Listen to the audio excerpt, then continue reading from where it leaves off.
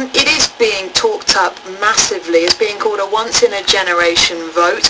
A number of polls suggesting that young people could hold the key to this decision. Earlier on in the year, a poll for the Guardian newspaper suggested just over half of eligible voters under the age of 34 would actually go out to vote. The BBC launched its Generation Youth project ahead of this month's poll, gauging the views on young people on this. We can now talk to Tom Harwood. Morning, Tom. Good morning. And also Richard Johnson, who are both based here in Cambridge, currently away studying, but they join me to talk about this. Morning, Richard. Good morning. So, Tom, to start with yourself, do you feel apathetic about this decision, or are you quite fired up?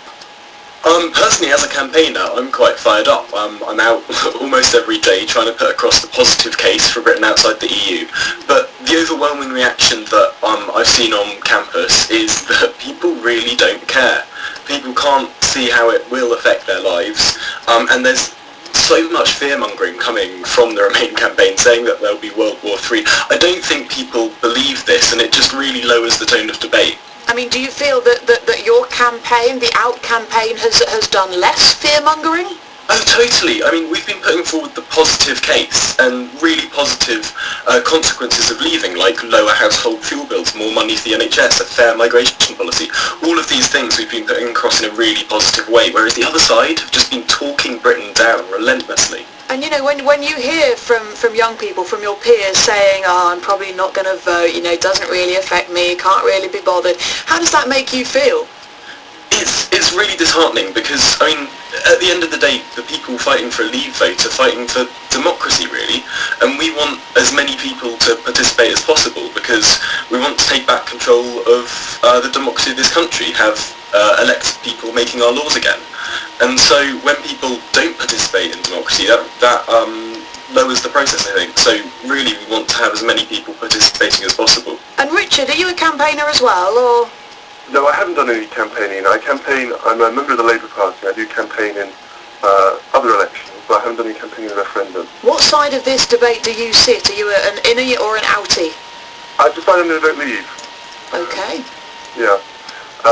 But I would say that my impression is I may have a skewed sort of group, but certainly among my friends, you know, there is a lot of interest and people are planning to vote. People are taking it seriously. Okay, it's quite interesting actually that you're both kind of leavers because what I've been reading a lot in newspapers, you know, hearing and seeing online as well, is that young people are more inclined to vote Remain. What is it, Richard, that's prompted you to go out? Well, for me, it's two issues. One, it's about democracy and about where our decisions are made, and the other is about, I think the EU is acting and has been acting in quite anti-socialist, pro-austerity, pro-privatisation direction over the past years, and I'm very concerned that that's not going to change. And so I want us to be able to chart our own path in Britain. Obviously, I don't agree with the current government, but I hope that one day that'll change and we'll be able to make our own decisions about the way that Britain moves forward. And how does it feel for you being on the same side of this argument as, you know, David Cameron, the Conservative Prime Minister? Well, Cameron's on the other side. Cameron's for Remain. Of course he is. As people like, you know, Michael Gove, Ian Duncan Smith then. You know, Ian Duncan Smith, many would call him the architect of the austerity that you're decrying.